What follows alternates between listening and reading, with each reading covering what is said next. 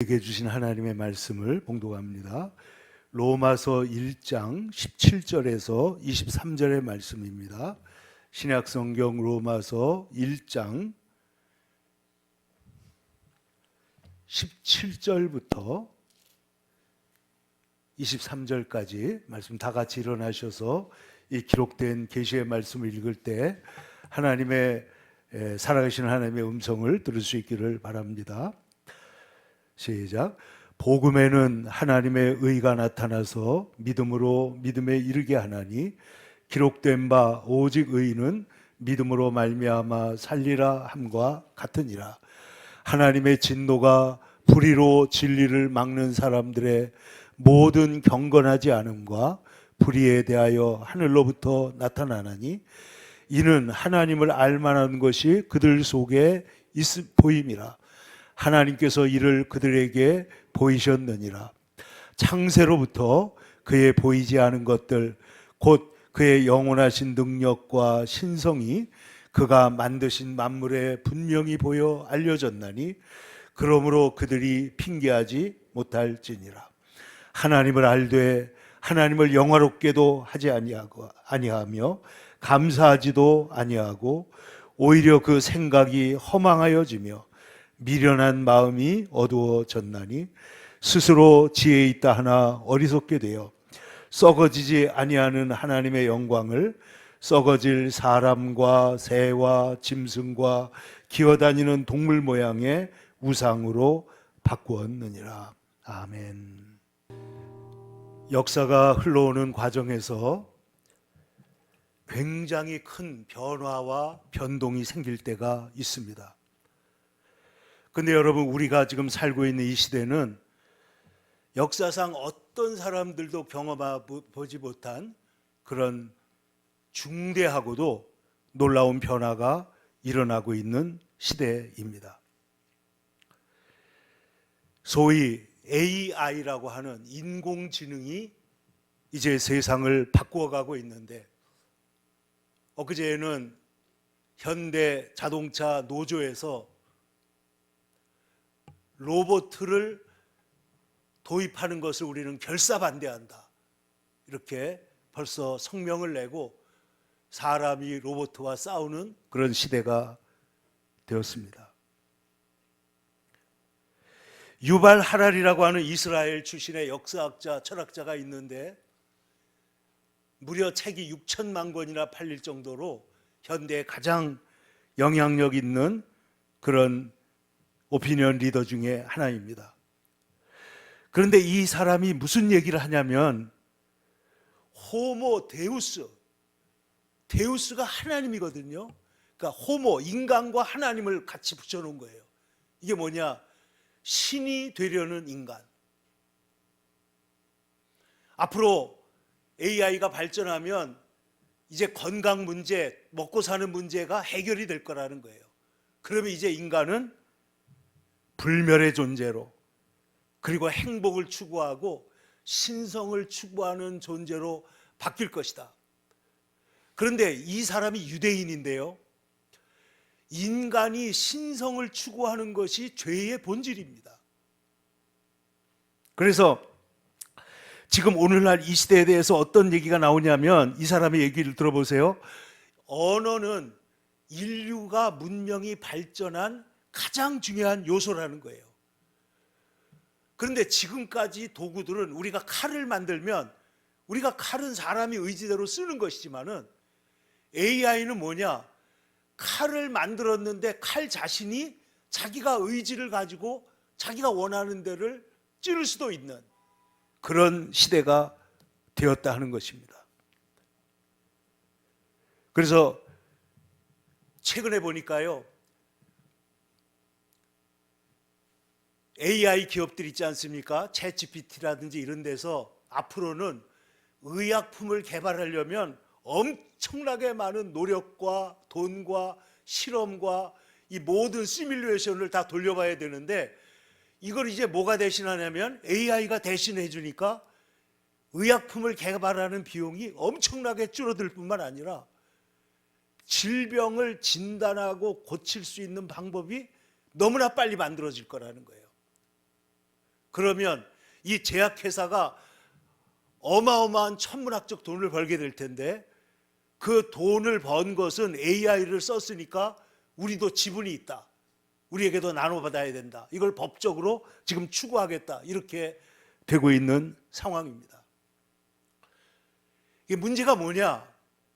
저도 AI를 지금 여러 가지를 테스트하고 써보고 있습니다만은, 제가 이 AI로 찬송과 노래들을 만들어 봤는데, 야, 이게 얼마나 잘만 다루면요, 그냥 하면 아무것도 아니지만 잘만 다루면은 진짜, 야, 바하가 여기서 튀어나오고 작곡가들이 여기서 튀어나오고 노래도 하고 하는데, 제가 이 곡을 벌써 100곡을 넘게 만들어 놨는데 이걸 잘 모아가지고 제가 여러분 한번 공개를 하려고 합니다. 가사를 쓰는 것도 보면요, 야, 어떻게 이렇게 가사를 쓰지? 그래서 내가 물어봤어요. 이 가사가 어디 있던 걸 네가 가져온 거냐, 아니면 네가 만든 거냐 하니까 AI가 대답하기를, 제가 전후 과정을 살펴가지고 단어를 조합해서 만든 것입니다, 이렇게 말하는 거예요. 그럼 무슨 얘기가 되냐? 인간이 언어로서 사고, 우리 그 지식을 축적하고 언어로서 사람들의 마음을 모아가지고 집단 행동이 가능하게 하고, 이렇게 해가지고 이제 인류의 문명이 발전해 왔는데, 이제는 사람보다 말을 더 잘하는 그런 인공지능이 생긴 거예요. 그럼 어떻게 되느냐? 여러분, 이게 아무것도 아닌 것 같지만은 잘 들어보세요. 여러분, 우리가 유튜브로 어떤 영상을 보게 되면, 그리고 좋아요를 누르면 그 다음에 비슷한 것들이 어떻게 돼요? 계속해서 나옵니다. 제가 한두 달 전에 그 탈북자 목사님을 만나고 와서 그 북한 사람들에 대한 이야기를 보니까 유튜브만 켜면 북한 얘기가 나오는 거예요. 그런데 지금 제가 조금 다른 쪽으로 관심을 돌리니까 언제 북한 사람 얘기가 나왔다는 듯이 지금 유튜브에서 북한 얘기는 진짜 가물에 콩 나듯이 한 번씩 나오고 안 나옵니다. 이게 뭘 말하냐면은, 이게 여러분 소위 알고리즘이라는 거잖아요. 우리가 어떤 걸 보게 되면 그것을 계속해서 보여주는데, AI가 우리의 의식이나 이것을 같은 거를 계속 보여주면 어떻게 돼요? 감정이나 의식이 조작될 수 있는 가능성이 있다는 겁니다. 그러면 이 유발 하라리의 얘기가 이겁니다. 기독교는, 유대교와 기독교 그리고 이슬람도 넣긴 했습니다만, 이거는 말씀의 종교라는 거예요. 책의 종교예요. 이 성경 말씀이 무엇보다도 귀합니다. 그런데 이 말씀을 사람보다 더 잘 활용하고 더 잘 다루는 AI가 나왔다. 그러면 이것이 어떻게 될 것이냐, 이런 심각한 질문을 하면서 여기에 대해서 우리는 대답하고 응답하지 않으면 안 된다. 그는 물론 해답을 제대로 내놓고 있지는 않습니다. 그러나 우리는 오늘 하나님 말씀을 통해서 그 해답을 찾아보려고 합니다. 여러분, 우리가 금년도에 오직 하나님의 영광을 위하여 이런 것을 써놓고 하나님 앞에서 우리가 정말 하나님께 영광 돌리는 존재가 되어야 되겠다. 그럼 어떻게 하는 것이 영광을 돌리는 것이냐? 어떻게 해서 우리가 하나님께 영광 돌리는 인생이 될 수 있느냐 하는 것을 우리가 보는데, 종교개혁자 칼빈은 말하기를, 인간의 마음은 우상 공장이다 그랬어요. 정말 기가 막힌 말이 아닐 수가 없습니다.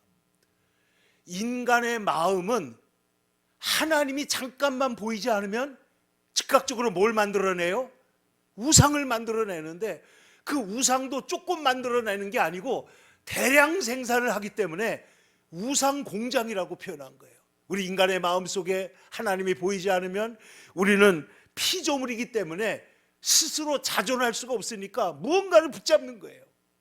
그러니까 자꾸만 뭐 하느냐? 우상을 만드는데, 이 우상은 눈에 보이는 금붙이나 돌이나 뭐 이런 걸로 만들 수도 있지만은, 그러나 우리 인간의 마음 속에 만들어지는 하나님보다 더 귀한 것, 모든 영적인 가치를 갖는 것은 다 우상이라는 거예요. 여러분, 오늘날에도 외형적으로는 권사님이고 장관이고 뭐 국회의원이고 하지만은, 그리고 신앙생활을 잘하는 것 같은데 뒤를 뒤집어 놓고 보니까 하나님의 영광을 위해서 사는 것이 아니라 인간의 욕망이나 인간의 탐욕이나 이런 걸 위해서 얼마든지 타협하고 얼마든지 변조하고 얼마든지 바꿔가면서 살아가는 게 인간이다. 이게 뭐냐? 인간은 우상을 섬기는 존재라는 겁니다. 여러분, 생각해 보세요. 이스라엘 백성들이 출애굽하고 나서, 오늘 우리가 교동문에서 읽었지만은, 그 출애굽을 할 때 애굽에서부터 얼마나 많은 하나님의 증거들이 있었어요. 얼마나 많은 기적들이 있었어요. 그런데 모세가 잠깐 보이지 않을 때 이스라엘 백성들이 즉각적으로 뭘 만들어요? 금송아지 우상을 만드는 거예요.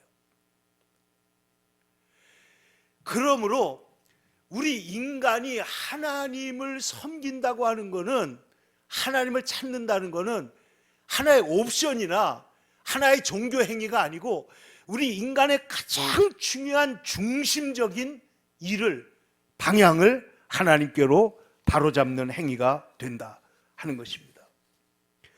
그래서 오늘 성경에 보면은 복음에 대해서 말씀을 하신 다음에 이 인간의 17절에는 하나님의 의가 나타났다 그랬잖아요.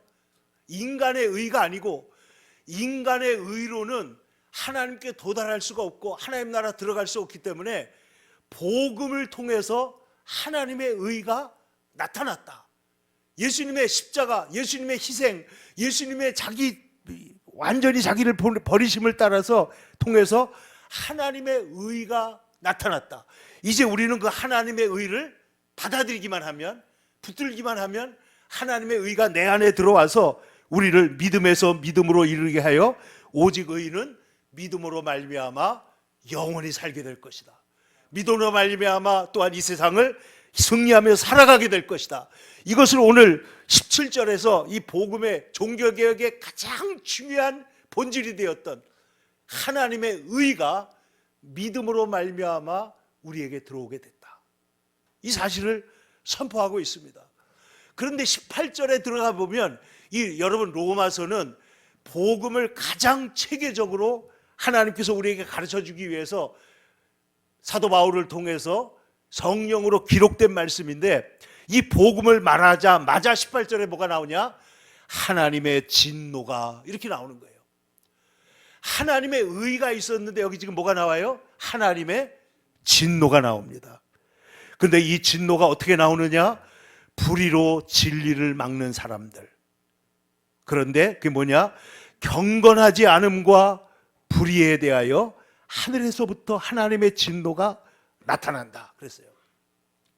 근데 여러분 잘 보세요. 여기에 경건하지 않은 불경건과 불의가 같이 연결되어 있습니다.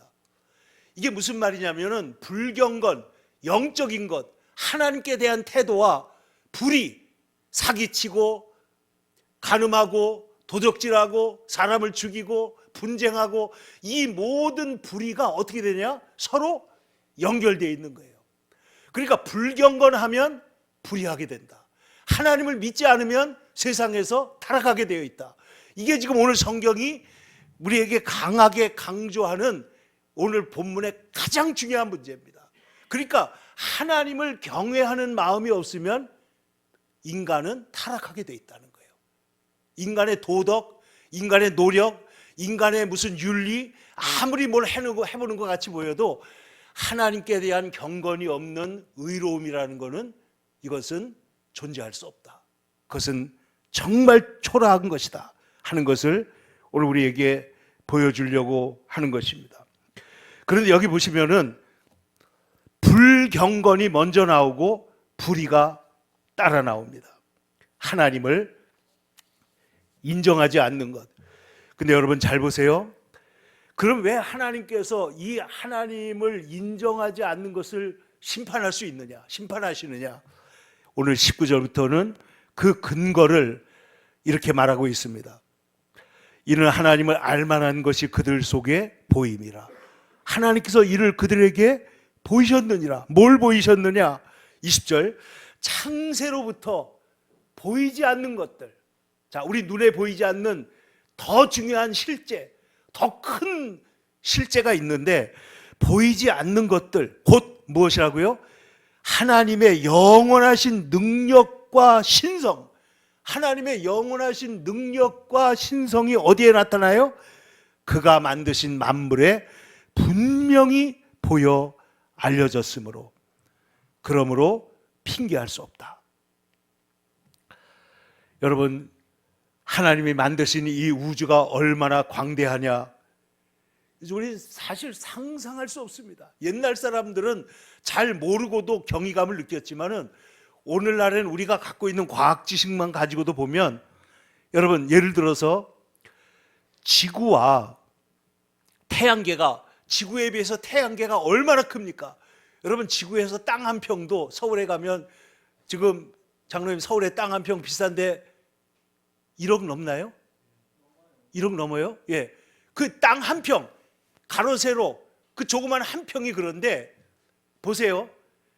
이 지구가 상상할 수도 없는 어마어마한 태양계가 있지 않습니까? 그런데 그 태양계조차도 100원짜리 동전 하나라면, 100원짜리 동전 질은 몇 센치예요? 1cm 조금 넘겠죠? 동전 하나라면 태양계와 갤럭시, 은하수를 비교하면 어떻게 되냐? 태양계가 동전 하나면은 은하계는 미국 대륙만큼 넓다는 거예요. 그런데 또 보세요. 자, 지구 위에 태양계가 있고 태양계가 은하계에 속해 있는데 그 은하계가 이 우주에 몇 천억 개가 있는지 몇 조 개가 있는지를 알 수가 없다는 거예요. 그러면 이 우주는 말 그대로 얼마나 큰지 상상할 수 있어요, 없어요? 이거는 너무나 큰데, 더 놀라운 사실은 이것이 소위 과학자들에 의하면 초정밀 서로 이렇게 조정을 해가지고, 예를 들어서 지구가 각도가 조금만 더 잘못됐더라면, 또 지구가 뭐가 조금만 더 잘못됐더라면, 온도가 조금만 뭐가 더 됐더라면, 그러면 생명체가 살 수 없는데 소위 우주의 미세 조정에 의해서 오늘 우리가 이렇게 살고 있다는 거예요. 그러니까 오늘 성경이 말하는 거 뭐냐? 하나님을 알만한 것이 그들 속에 있다는 거예요. 이 창조 세계 속에 하나님을 알만한 것이 있고 영원하신 능력과 신성이 우리 가운데 있다. 무엇보다도 그 창조의 가장 위대한 걸작인 우리 인간 안에 하나님을 알 수 있도록 하나님이 그 신호를 심어두셨다. 그러므로 핑계할 수 없는데, 이제 결정적으로 말하자면 선고문, 검사의 논과 같은, 판사의 선고 같은 그런 말이 나옵니다. 21절 보세요. 하나님을 알되, 하나님을 알아요, 몰라요? 안다는 겁니다. 인간은 다 알게 돼 있어요. 하나님을 알되 어떻게 하지 않아요? 하나님을 영화롭게도 하지 아니하며 감사하지도 아니하고 오히려 그 생각이 허망하여지며 미련한 마음이 어두워졌나니. 마음이 어두워지니까 어떻게 돼요? 스스로 지혜 있다고 말하고 있지만은 어리석게 되어서 결과적으로 어떤 일을 했다고요? 썩어지지 않는 하나님의 영광을 버러지의 우상으로 바꾸었다. 여러분, 하나님을 떠난 인간은 왜 우상을 만드는가? 근데 왜 우상을 만드냐면은 인간은 예배하는 존재이기 때문에 그래요. 예배하는 존재. 누군가를 예배합니다. 창조주를 예배하도록 만들어졌기 때문에 창조주를 섬기지 않으면 다른 거를 예배하는데, 문제는 뭐냐? 여러분 보세요. 하나님을 예배하지 않을 때 성경은 뭐라고 말하냐면 우상 숭배를 부패라고 표현합니다. 부패. 마음이 부패했다. 여러분 보세요. 출애굽기 3장 32장에 여호와께서 모세에게 이르시되 내려가라 네가 애굽 땅에서 인도하여 낸 네 백성이 부패하였도다. 마음이 부패하면은 뭐를 하는 거예요? 우상을 섬기게 됩니다. 다시 말하면 금송아지 숭배는 종교적 실수가 아니라 출애굽 하나님에 대한 고백, 감사, 영광, 찬양 이 모든 것들이 어떻게 된 거예요? 변질돼 버린 거예요. 그러니까 이 우상 숭배라고 하는 것은 뭐냐? 스스로 부패하여 우상을 만드는데, 여러분 우상은 나의 욕망과 내 소원이 투사되어 있는 것이기 때문에 사실은 자기 욕망을 섬기는 거예요. 하나님의 의, 하나님의 거룩, 하나님이 우리에게 가르쳐 주신 하나님을 사랑하고 이웃을 사랑하라고 하는 그것을 따르는 게 아니고 돈을 사랑하고 자기를 사랑하고 이것이 우상에게 다 투사되어 있기 때문에, 여러분 제가 그래서 이 AI에게 물어봤어요. 기독교를 제외하고 세상의 다른 종교에 의를 강조하는 데가 있느냐? 있긴 있다고 그래요. 그런데 본질적인 면에 있어서는 없습니다. 여러분 고대 그리스 로마 신화를 보세요. 신들이 뭐예요? 질투하고 시기하고 싸우고 그리고 사기치고 무슨 짓이든지 다 하는 게 신들이에요. 그러나 우리가 아는 대로 하나님은, 시편에 말씀한 대로 우리 하나님은 죄악을 기뻐하는 신이 아니시다. 하나님은 의로우시고 하나님은 공의로우시고 그러면서도 하나님은 그보다 더 큰 긍휼과 사랑으로 우리를 돌아보신다. 그러므로 여러분 오늘 인간이 하나님을 떠나서 부패한다고 할 때 이것은 어떤 윤리 점수가 좀 떨어졌다 이런 뜻이 아니에요. 그게 아니라 썩지 않는 하나님의 영광을 썩어질 우상으로 바꾸었다. 근본적으로 뒤틀려 있다. 근본적으로 완전히 잘못되어 있다. 그러므로 여러분 우리가 하나님께 영광을 돌리는 예배를 드린다고 하는 것은 실로 우리의 인생에서 가장 중요한 방향 전환이요, 우리의 존재 목적을 바로 세우는 가장 귀중한 행위가 되는 줄로 믿습니다. 그렇기 때문에 여러분 우리가 예배를 제대로 드리게 되면 어떻게 되느냐? 하나님을 바로 섬기면 우리의 모든 것이 회복되는 역사가 일어나는 것입니다. 여러분 예배를 통해서 우리의 영혼이 새로워질 줄로 믿습니다. 우리의 예배를 통해서 우리의 마음이 치료될 줄로 믿습니다. 예배를 통해서 우리의 삶이 회복되는데, 여러분 이 예배가 하나님 불경건이 아까 불의가 된다고 그랬잖아요. 근데 이것을 오늘 말씀은 정말 너무나 무서울 정도로 말하고 있습니다. 자, 하나님을 떠나면 불경건이, 예배하지 않음이, 하나님을 영광 돌리지 않음이 어떻게 변하느냐? 24절에 보니까 이렇게 말했어요. 그러므로 하나님께서 그들을 마음의 정욕과 정욕대로 더러움에 내버려 두사. 자, 하나님을 떠나니까 정욕을 따르게 되고, 정욕을 따른다는 건 뭐예요? 더러운 존재가 된다는 거예요. 더러운 존재. 그래서 그들의 몸을 서로 욕되게 하게 됐다. 몸을 서로 욕되게 한다. 이 모든 죄 가운데 가장 먼저 성적 타락이 지적되고 있는 거예요. 그래서 여기 보면은 하나님의 진리를 거짓 것으로 만들고 피조물을 조물주보다 더 경배하고 섬기는 이런 사람들은 어떻게 되느냐? 부끄러운 욕심에 내버려 두셔서 여자들도 순리대로 쓸 것을 바꿔 영리대로 쓰며 남자들도 여자 쓰기를 버리고 서로 향하여 음욕이 부릴 듯하여 남자가 남자로 더불어 부끄러운 일을 행하여 그들의 그릇 때문에 상당한 보응을 그들 자신이 받았느니라.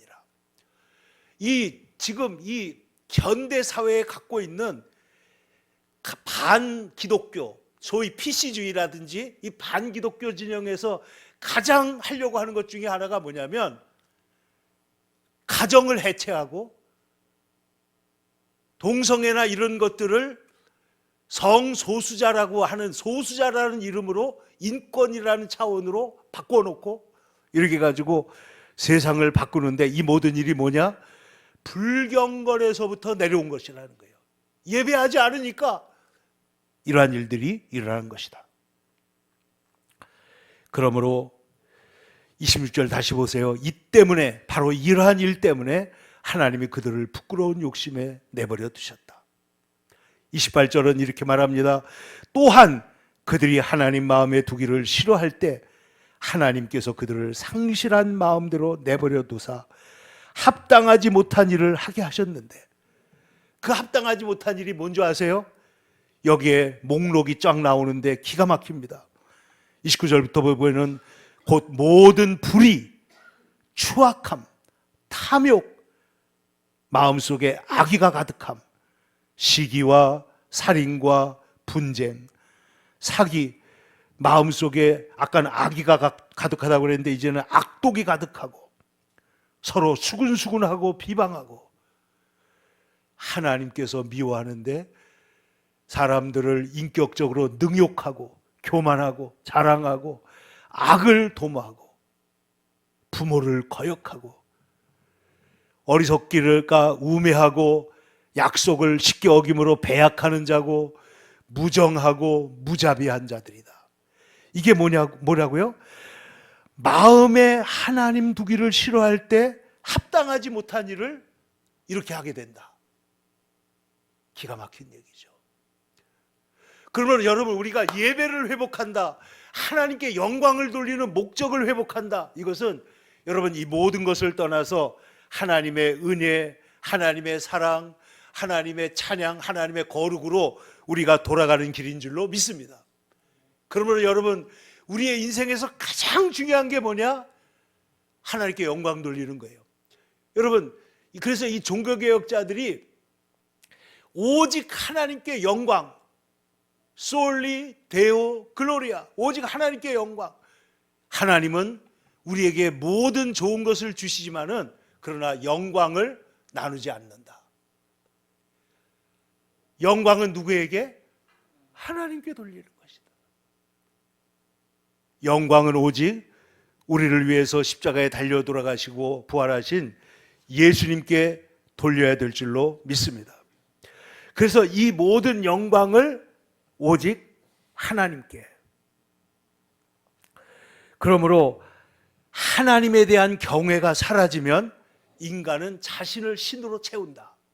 칼빈이 말했고, 루터는 말하기를 무엇을 가장 신뢰하느냐 하는 것이 곧 너의 신이며 너의 도덕이며 너의 윤리다, 이렇게 말씀을 했습니다. 그러니까 우리가 정말 가장 사랑하는 것이 뭐냐, 가장 신뢰하는 것이 뭐냐, 가장 원하는 것이 뭐냐, 이거를 사실은 하나님께서 아브라함에게 물었던 거 아니에요? 아브라함이 100세의 아들을 낳고 나니까 아들이 귀해 안 귀해요? 너무나 귀한 거예요. 근데 오늘 하나님께서 아브라함에게 물으십니다. 내 아들 독자, 내가 사랑하는, 성경에서 사랑이라는 말이 가장 먼저 나온 바로 그 구절입니다. 내 아들, 내 독자, 사랑하는 내 독자 이삭을 내게 바칠 수 있느냐. 여러분, 하나님께서 우리에게 아들을 뺏어가려는 것이 아니고 너의 삶의 우선순위가 어디 있느냐를 묻고 계시는 것입니다. 근데 여러분 보세요. 돈을 우선순위에 놓으면 돈이 그를 삼킵니다. 탐욕을 우선순위에 놓게 되면 탐욕이 그를 무너뜨립니다. 마약을 써보세요. 쾌락을 우선순위에 놓게 되면 어떻게 돼요? 그 쾌락이 그 사람을 파괴하는 거예요. 그러나 여러분, 하나님을 우선순위에 놓게 되면 모든 은혜가, 코스모스가, 질서가 이루어져 가지고 여러분 우리의 인생에 복된 은혜로운 삶이 펼쳐질 줄로 믿습니다.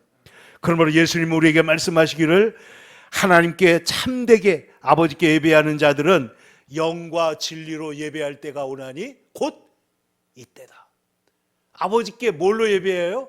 영과 신령하게, 그리고 진리로, 하나님의 말씀에 따라서 진리로 예배하는 날이 오게 될 것이다 말씀하셨는데, 여러분 우리의 생애에서 이 말씀이 오늘 저와 여러분에게 이루어진 말씀이 되기를 축원합니다. 영과 진리로 예배하고, 그러므로 예배는 주님은 그 말씀을 더 확장하십니다. 마태복음 6장 33절에 너희는 먼저 그의 나라와 그의 의를 구하라. 여러분, 불경건에서 온갖 불의가 나온다고 그랬잖아요. 하나님의 나라를 구하면 하나님의 의가 우리 안에 이루어질 줄로 믿습니다. 그러면 모든 것이 제자리를 찾게 됩니다. 그러므로 예배를 통해서 우리는 내가 누구인지 하나님 앞에 우리는 피조물이지만은 가장 사랑받은 피조물이다. 하나님이 가장 사랑하는 피조물. 너는 내 사랑하는 아들이요 내가 기뻐하는 자다 하는 사랑받는 피조물이요. 그리하여 하나님 앞에 예배하는 자는 우리의 자유가 회복되고 우리의 삶의 윤리가 회복되고 우리의 삶의 모든 것이 회복되는 역사가 있게 될 줄로 믿습니다. 그러므로 여러분, 오직 하나님께 영광을 하면 굉장히 추상적인 것 같이 보이지만은 그렇지 않다. 하나님께 영광 돌리는 길이 제가 저 바깥에 한 5가지 써놨지만은 하나님께 어떻게 영광을 돌리느냐? 가장 먼저는 하나님을 하나님으로 인정하고 예배할 때, 하나님을 찬양할 때 그것이 우리의 삶을 놀랍게 위대하게 바꿀 줄로 믿습니다. 여러분, 예배의 성공자가 되시고 여러분 일평생 예배를 사랑하는 자가 되시기를 축원합니다.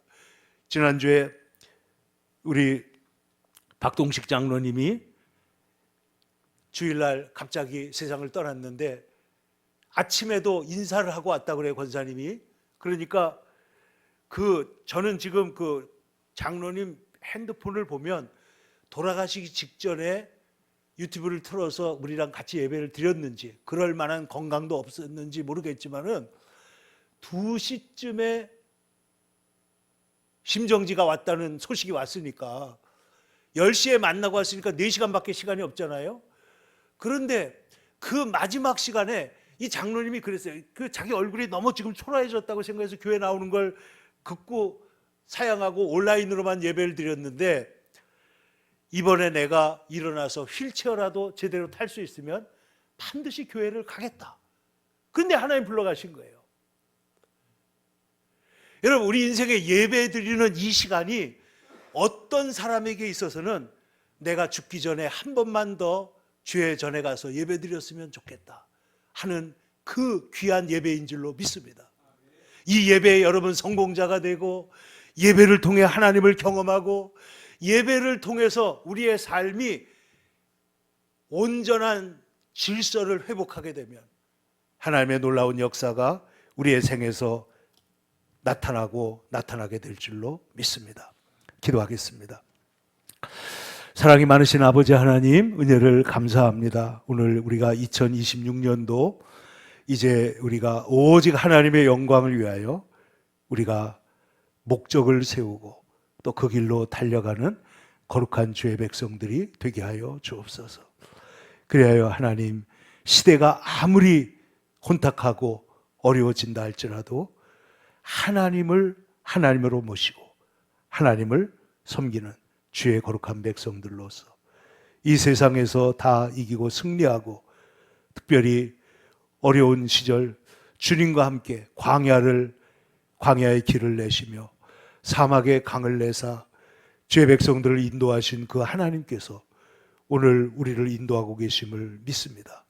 이 귀한 은혜가 우리 안에 넘치게 하여 주옵소서. 사랑 많으신 예수님의 이름으로 기도하옵나이다. 아멘.